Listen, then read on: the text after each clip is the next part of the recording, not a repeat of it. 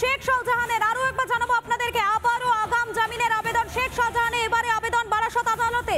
আমাদের সঙ্গে রয়েছেন আমাদের প্রতিনিধি টিটপ। এ বিষয়ে আর কি কি আপডেট রয়েছে তোমার কাছে?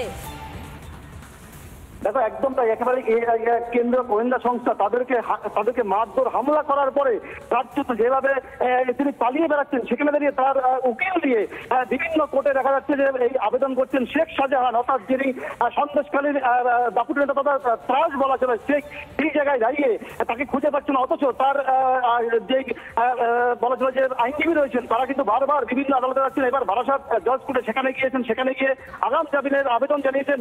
যদিও আদালতের পক্ষ থেকে আগামী 26 তারিখ এই মামলার শুনানি হবে বলে জানিয়ে দেওয়া হয়েছে। তবে এখন দেখার যে তার আগে শেখ শাহজাহান আর কি পন্থা অবলম্বন করে, তার যেই অর্থাৎ পালানোর যে ছক, সেই ছকের আর কি পন্থা অবলম্বন করে সেদিকেও কিন্তু নজর রয়েছে। আবারও আগাম জামিনের আবেদন জানালেন শেখ শাহজাহান, এবারে আবেদন জানিয়েছেন বারাসত আদালতে। ধন্যবাদ টিটপ তোমাকে, এবং এই বিষয়ে তার আইনজীবীর কি বক্তব্য শোনাবো আপনাদের। জামিন চেয়েছে, অ্যান্টিসিপেটরি বলছে। ও বলছে আমি এই কেসে এই ঘটনার সঙ্গে যুক্ত নেই। যতদূর আমি জানতে পেরেছি যে ওখানে ওই ইডি গেছিলো, সেখানকার কিছু মত তৈরি হয়েছে 800 থেকে 1000 ওই দিনকে তারা ইডির উপর অ্যাটাক করেছিল। এবং পরবর্তী আর একটা শেখ শাহজাহানের একটা অফিস আছে, সেখানে যায়, সেখানে তাকে অ্যাটাক করে।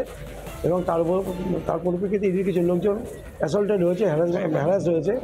হ্যাঁ, সেই জন্য ওরা সেই মর্মে একটা কেস করেছে। আপনাদের ভূমিকা কি?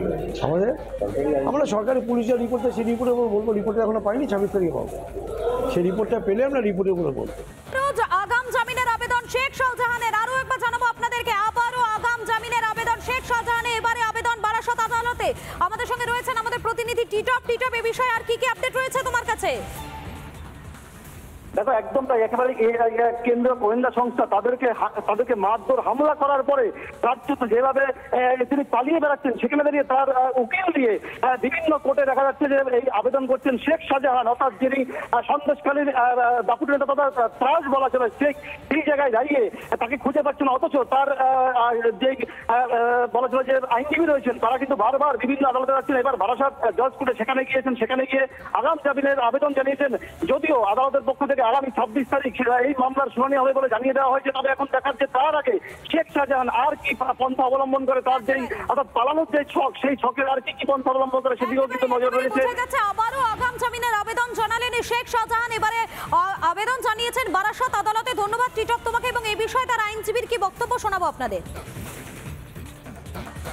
জামিন চেয়েছে, অ্যান্টিসিপেটরি বলছে। ও বলছে আমি এই কেসে এই ঘটনার সঙ্গে যুক্ত নেই। যতদূর আমি জানতে পেরেছি যে ওখানে ওই ইডি গেছিলো, সেখানকার কিছু মত তৈরি হয়েছে 800 থেকে 1000 ওই দিনকে তারা ইডির উপর অ্যাটাক করেছিল। এবং পরবর্তী আর একটা শেখ শাহজাহানের একটা অফিস আছে, সেখানে যায়, সেখানে তাকে অ্যাটাক করে। এবং তার পরিপ্রেক্ষিতে ইডির কিছু লোকজন অ্যাসল্টেড হয়েছে, হ্যারাস হয়েছে। হ্যাঁ, সেই জন্য ওরা সেই মর্মে একটা কেস করেছে। আপনাদের ভূমিকা কি? আমরা সরকারি পুলিশের রিপোর্টে, সেই রিপোর্টের উপর বলবো। রিপোর্টে এখনো পাইনি, 26 তারিখে পাবো। সেই রিপোর্টটা পেলে আমরা রিপোর্টের উপরে বলবো।